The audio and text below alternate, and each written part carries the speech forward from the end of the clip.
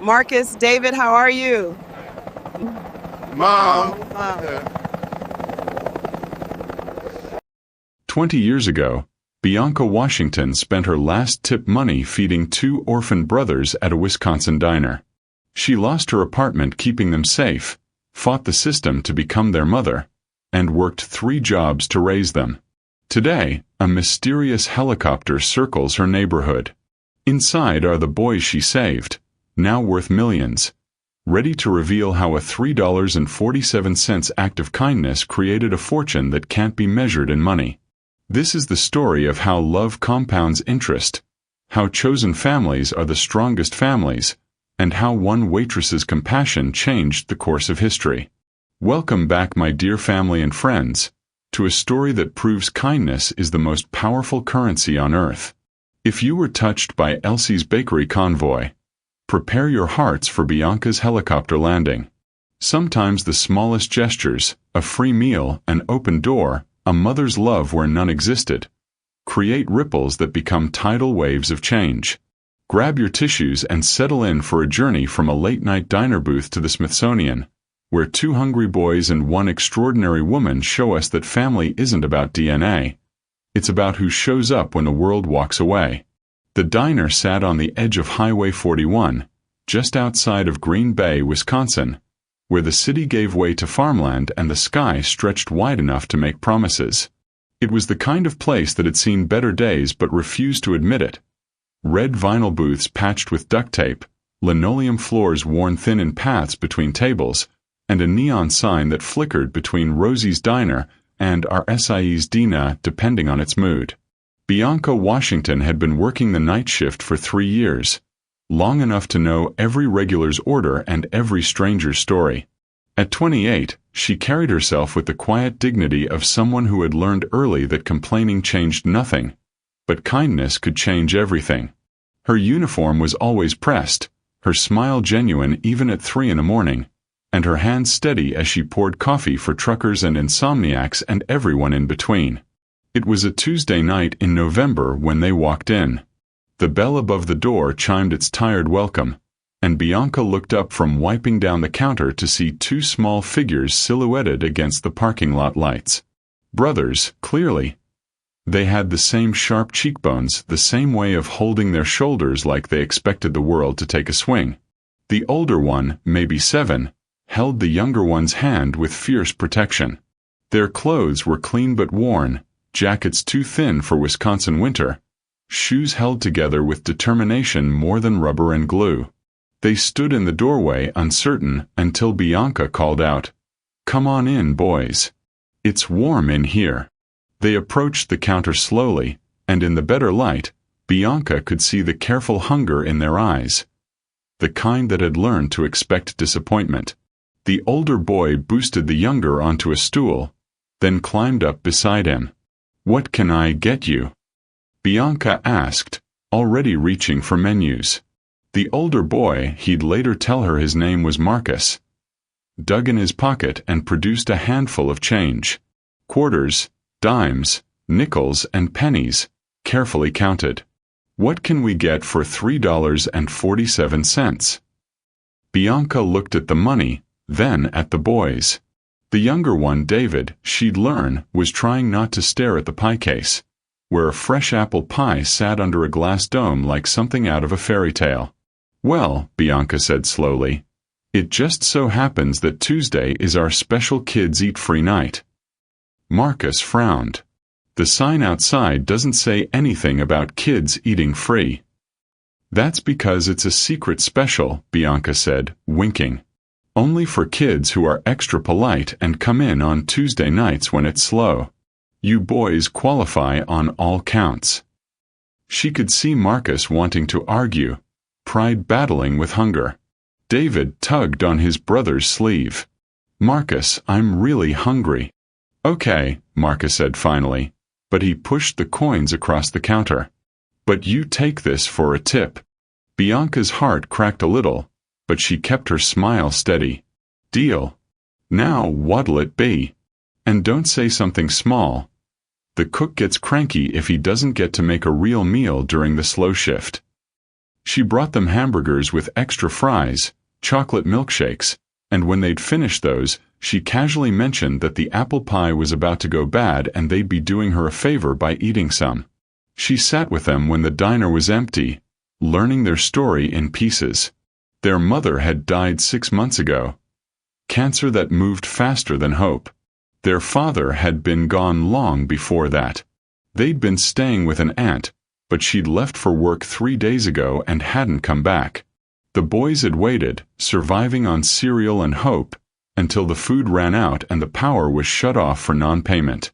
She's probably just working extra shifts, Marcus said, the lie comfortable in his mouth. She does that sometimes. Bianca knew the truth in her bones. The aunt wasn't coming back. She'd seen it before, family members overwhelmed by sudden responsibility, disappearing into the night rather than admitting they couldn't handle it. "Where are you staying tonight?" she asked gently. "We'll be fine," Marcus said quickly. "We just needed some food. Thank you for dinner." But when they got up to leave, Bianca saw how David shivered as they approached the door, how Marcus tried to block the wind with his small body. November in Wisconsin was no place for children to be fine on their own. "Wait," Bianca said. They turned back, hope and wariness battling in their young faces. "I get off in an hour. How about you wait here where it's warm and then, well, my apartment has a couch that's pretty comfortable. Just for tonight, until your aunt gets back." "We don't need charity," Marcus said, 7 years old and already too proud. "It's not charity," Bianca said. "It's what people do. They help each other. Someday, when you're grown up and successful, you'll help someone else. That's how it works." David looked up at his brother. "Please, Marcus. I'm so tired." And Marcus, who had been strong for so long, finally nodded. That night turned into a week. The aunt never returned, and Bianca couldn't bring herself to call social services, knowing the boys would be separated in the system. Instead, she rearranged her life around them. She worked nights while they slept, got them up for school in the morning, made sure they had breakfast. Her neighbor, Mrs. Chen, a retired teacher, watched them in the afternoons for a fraction of what childcare should cost, understanding without being told that Bianca was stretching every dollar. The boys bloomed under consistent care. David, 6 years old and freed from constant hunger, revealed himself to be an artist, covering Bianca's refrigerator with drawings. Marcus, no longer bearing the weight of survival alone, discovered a love of reading, devouring every book Bianca brought home from the library's free pile. It wasn't legal, what Bianca was doing. She knew that. But it was right, and sometimes those were different things. She researched family law at the library, learned about guardianship and foster care, saved every penny for the lawyer she'd eventually need. 3 months into their unconventional family, the inevitable happened. A social worker showed up at the diner, tipped off by someone who'd noticed the boys weren't where they were supposed to be. Bianca's heart shattered as she watched the woman's kind but firm expression. "You've done a wonderful thing," the social worker, Ms. Martinez, said. "But the boys need to be in the system. It's for their protection and yours. The system will separate them," Bianca said. "They're all each other has." "Not necessarily. And you could apply to be a foster parent, with the relationship you've already established." It took 6 months. 6 months of paperwork and home visits, background checks and references. 6 months of the boys in a foster home that, miraculously, kept them together. 6 months of Bianca visiting every chance she could, reading stories and bringing David art supplies and helping Marcus with homework. But finally, on a rainy Tuesday that reminded her of that first night, Bianca stood before a judge and legally became what she'd already been in her heart: their mother. The years that followed weren't easy. Money was always tight. Bianca worked doubles whenever she could, studied for her GED during breaks, and eventually enrolled in community college, taking one class at a time. The boys grew, And with them grew their needs: shoes and school supplies, field trips and football equipment. But they were together, and that was everything. Marcus graduated high school as valedictorian, earning a full scholarship to the University of Wisconsin. His speech thanked many people, but when he got to Bianca, his voice broke.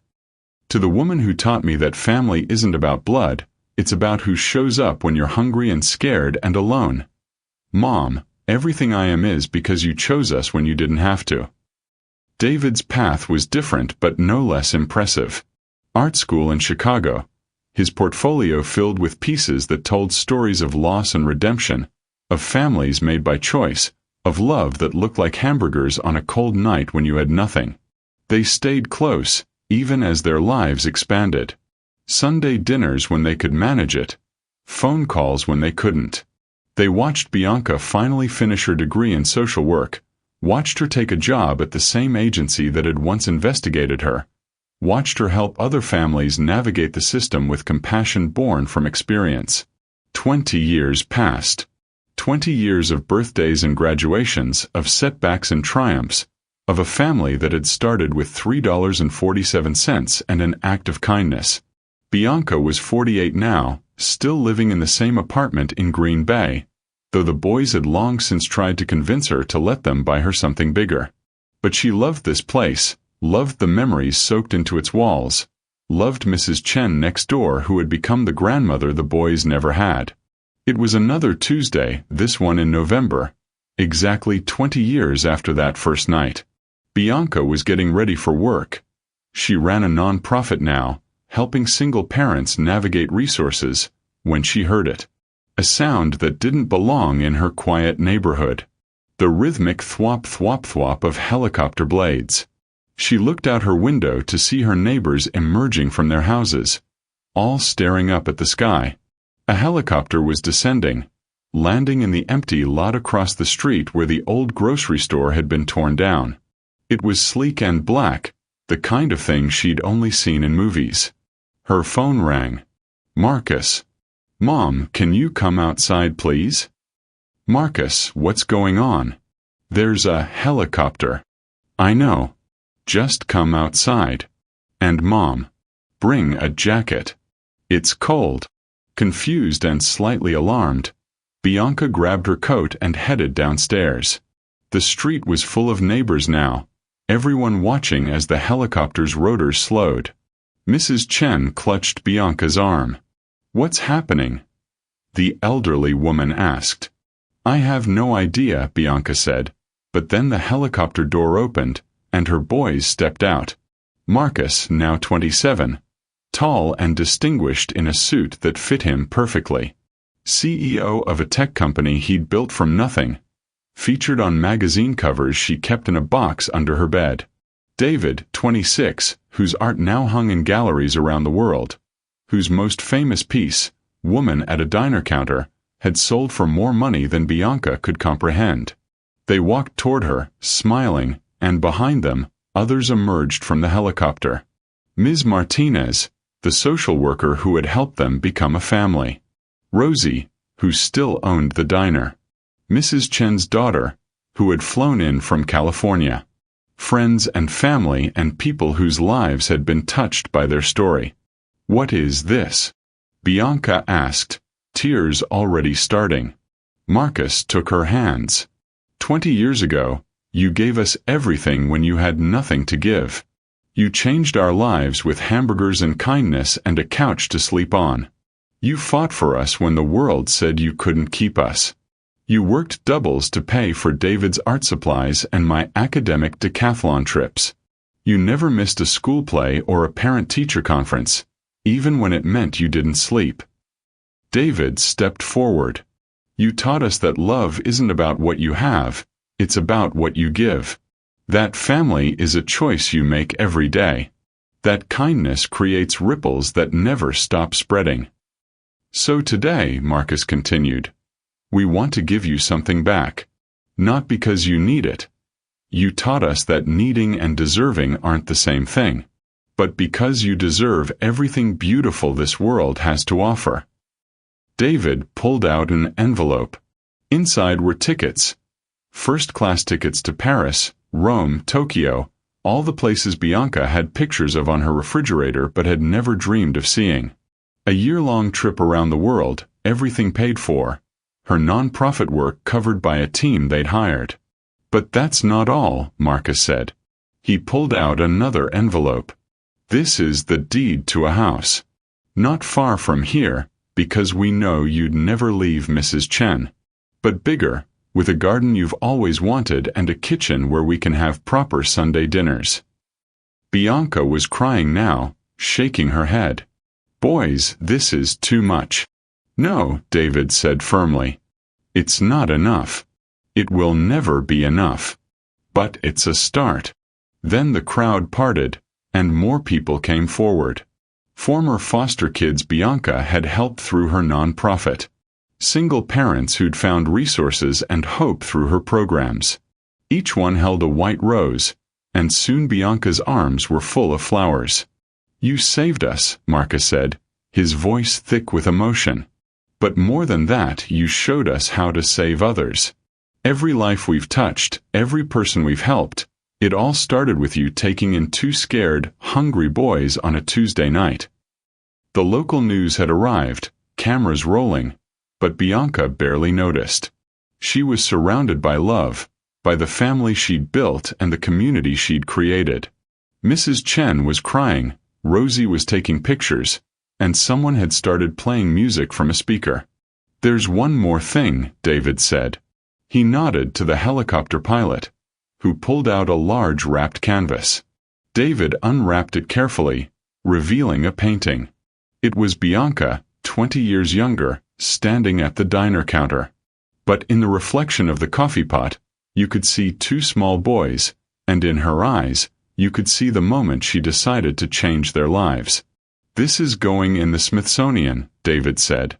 Part of their exhibit on American families. But I wanted you to see it first. I wanted you to see how I saw you that night. Like an angel who didn't know she had wings. The celebration lasted hours. The helicopter had been David's idea. We needed to make an entrance that matched what you did for us, he'd said. Neighbors brought food, turning the street into an impromptu block party. The mayor arrived, proclaiming it Bianca Washington Day in Green Bay. The boys had thought of everything, even flying in Bianca's sister from Atlanta, whom she hadn't seen in 5 years. As the sun set, painting the Wisconsin sky in shades of pink and gold, Bianca found herself sitting on the steps of her apartment building, Marcus on one side, David on the other. Just like they used to sit when the boys were young and she'd read to them before bed. I don't know what to say, she said finally. You don't have to say anything, Marcus said.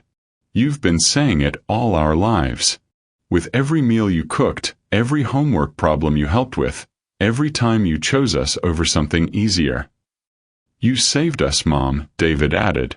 But more than that, you showed us that ordinary people can do extraordinary things.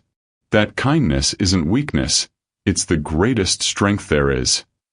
Bianca looked at her boys. Successful, kind, generous men who still saw the world through eyes of compassion. She thought about that night 20 years ago, when she'd made a choice that seemed so small at the time. $3.47. That's what they'd had. Now they were offering her the world. You know what the funny thing is, she said. People always talk about what I did for you. But they don't understand. You saved me too. I was 28 years old, working nights at a diner. No real plans or dreams. You gave me purpose. You gave me a reason to be better, to do better. You gave me a family. They sat in comfortable silence, watching the helicopter pilot chatting with Mrs. Chen, who was already trying to feed him leftover casserole.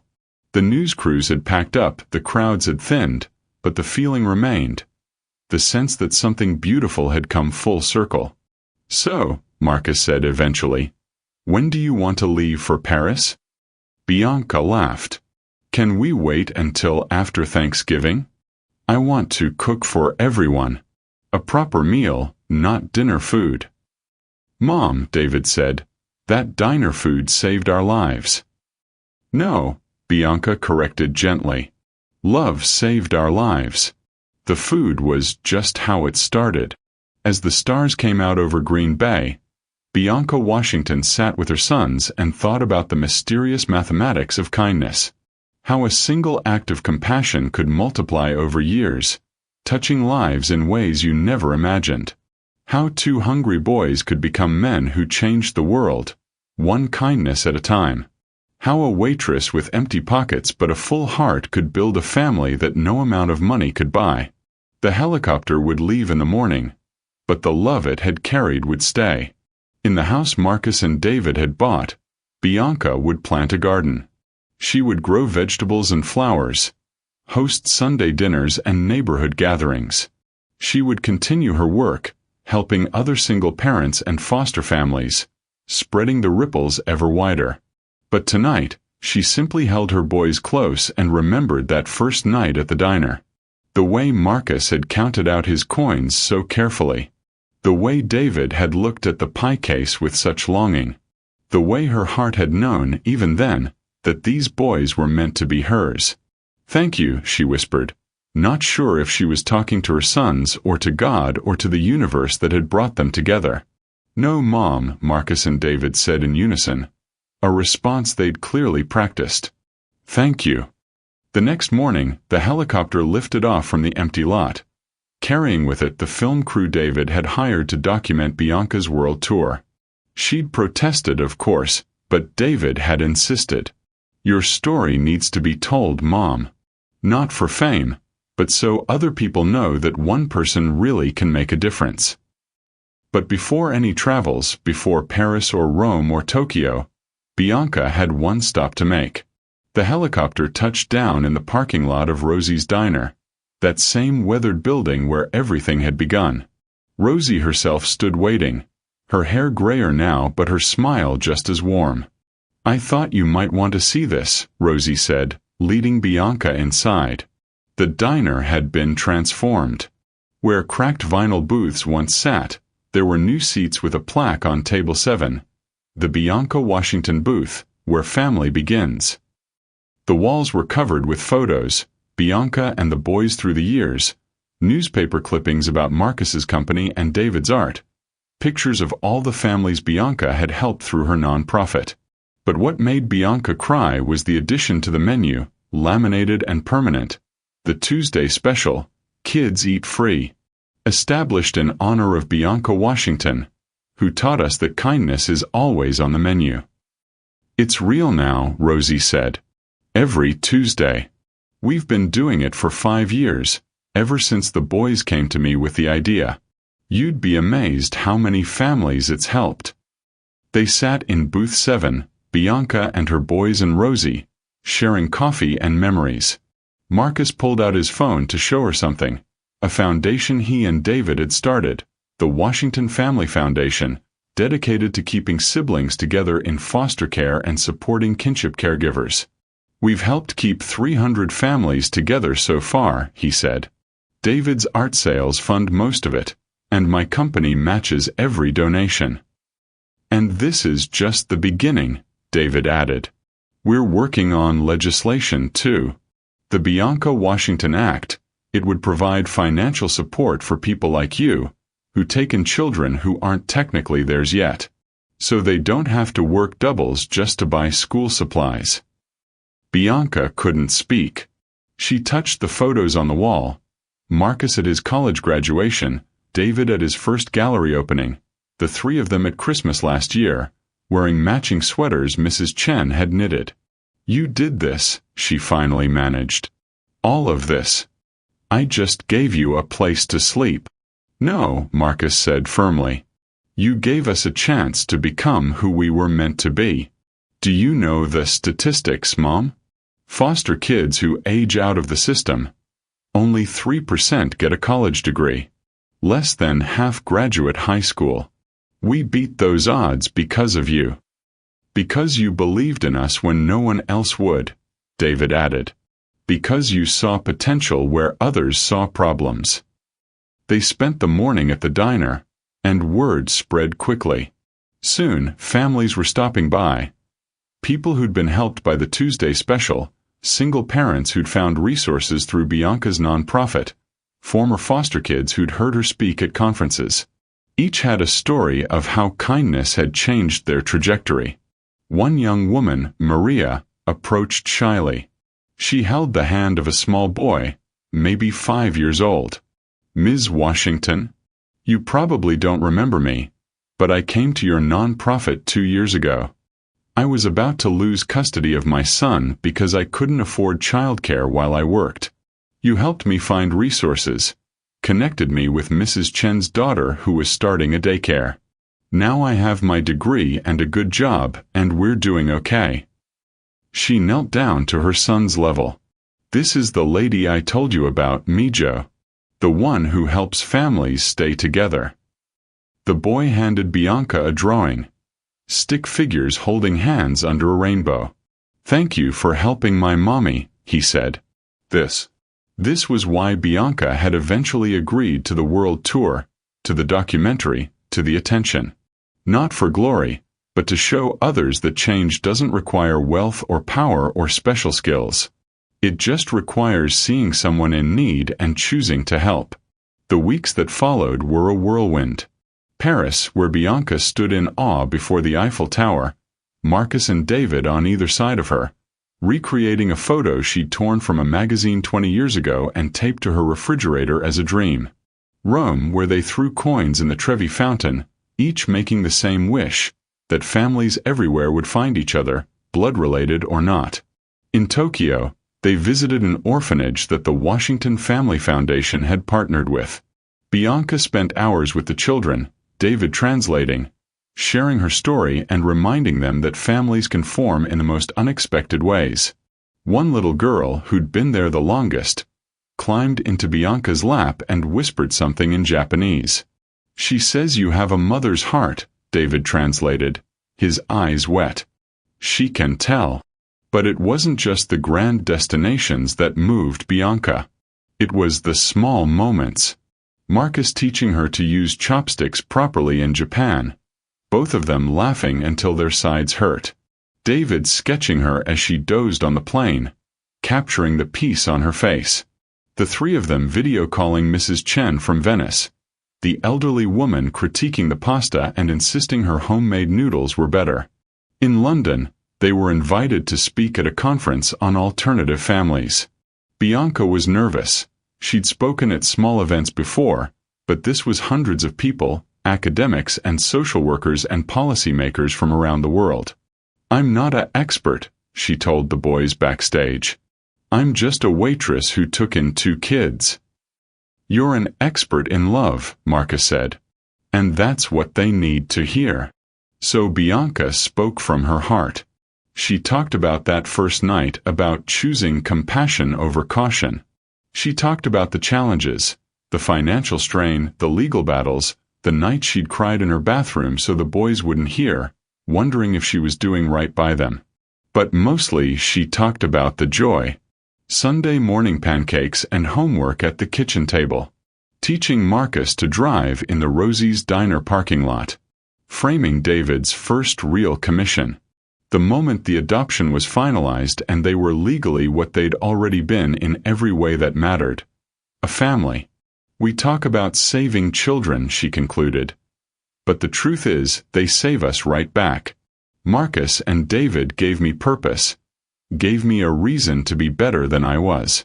Love isn't a one-way street. It's a circle, and the more you give, the more it grows." The standing ovation lasted 5 minutes. Afterwards, policymakers approached with questions about legislation. Social workers wanted to know about best practices, and one woman, a foster mother from Scotland, simply hugged Bianca and whispered, "Thank you for putting words to what we all feel." The tour continued for 6 months. Brazil, where they visited favelas and talked about community support. Australia, where they met with Aboriginal families keeping their cultures alive through chosen kinship.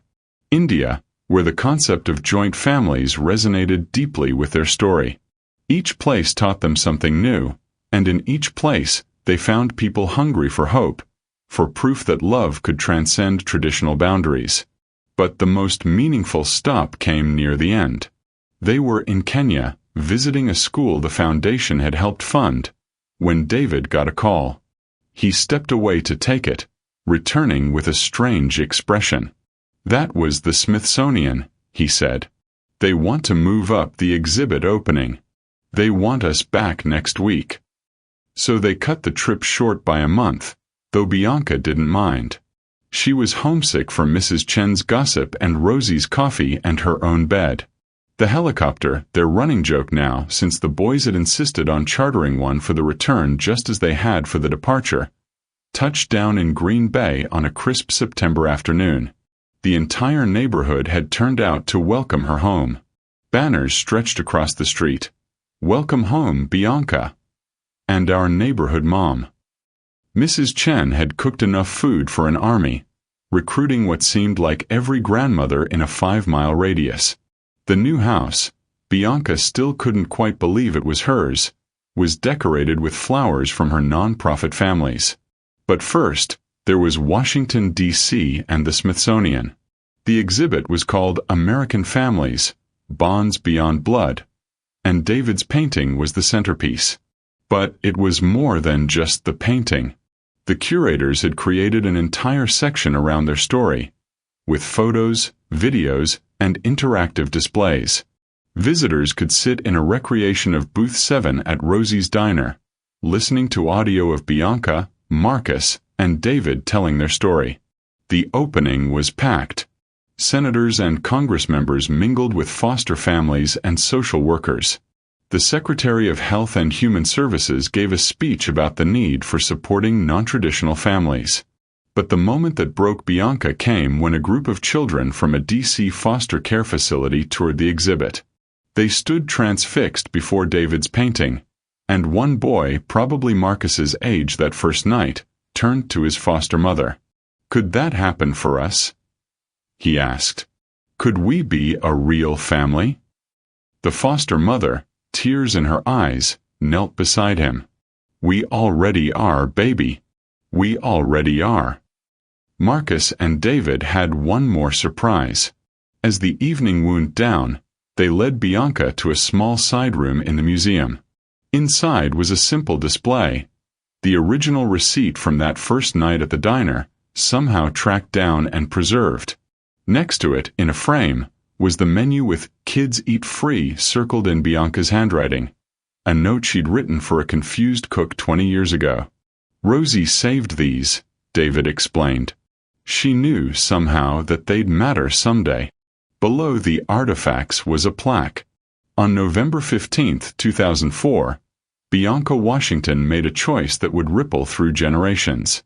With $3.47 in tips and infinite compassion, she fed 2 hungry boys. That single act of kindness became a love that built a family, inspired a movement, and proved that the smallest gestures can change the world. This exhibit is dedicated to everyone who chooses love over fear, compassion over comfort, and family over convention. Bianca traced the words with trembling fingers. "How did we get here?" she whispered. "From a diner booth to the Smithsonian?" "Love," Marcus said simply. "Love and hamburgers." They flew back to Green Bay that night, commercial this time, the helicopter phase having served its purpose. Bianca sat between her boys, looking at the lights below, each one representing a home, a family, a story. "What now?" she asked. "After all this?" "Now we keep going," David said. "The foundation has 17 new applications this week. Families trying to stay together. And I'm working on an app," Marcus added, "to connect kinship caregivers with resources. We're calling it Bianca's Table, a place where everyone has a seat." "But first," David said, "we have Sunday dinner. Mrs. Chen threatened to disown us if we miss another one." Bianca laughed, the sound rich with contentment. "I love you boys," she said, words she'd said thousands of times but that never lost their power. "We love you too, Mom," they replied in unison. As the plane descended toward Green Bay, Bianca thought about circles and cycles, about how love given freely always returns multiplied. She thought about the children who would be helped by the foundation, the families who would stay together because of the legislation Marcus was pushing, the hearts that would be opened by David's art. But mostly, she thought about Tuesday nights at the diner, about choosing to see beyond the immediate to the possible, about the courage it takes to claim someone as your own when the world says you can't. The helicopter had been grand, the world tour amazing, the recognition overwhelming. But the real magic was still in booth 7 at Rosie's Diner, in the moment when a waitress decided that 2 boys deserved more than hunger, and that she was the one to give it to them. 20 years later, that magic had spread across continents, through galleries and boardrooms, into laws and hearts. But it all started with the simplest thing in the world. Someone saying yes when it would have been easier to say no. As they landed in Green Bay, as they drove through familiar streets toward home, Bianca held her boys' hands and smiled. Tomorrow there would be work to do, families to help, love to spread. But tonight, there would be Mrs. Chen's dumplings and stories of their travels and the deep, abiding peace of being exactly where they belonged together. The helicopter had brought them full circle. But the journey? The journey was just beginning. And somewhere in Green Bay, in cities across America and around the world, other Biancas were making choices that would ripple through time. Other children were being seen, being chosen, being loved. The Tuesday special was no longer just a secret at one diner. It had become a philosophy, a movement, a promise, that no child should go hungry, that families are made by choice, and that kindness, served with compassion, can satisfy the deepest hunger of all, the need to belong. As they pulled up to the new house, Bianca saw that someone had left the porch light on. Such a simple thing, a light in the darkness, welcoming them home. Just like she'd been for 2 scared boys 20 years ago. Just like they'd become for her. Home, she said, and the word contained multitudes. Home, Marcus and David agreed, and together they walked into the light. Thank you for watching till the end. Please do well to subscribe, like and share our videos, to continue spreading kindness. Put on your notifications because our next video promises to be more emotional and interesting.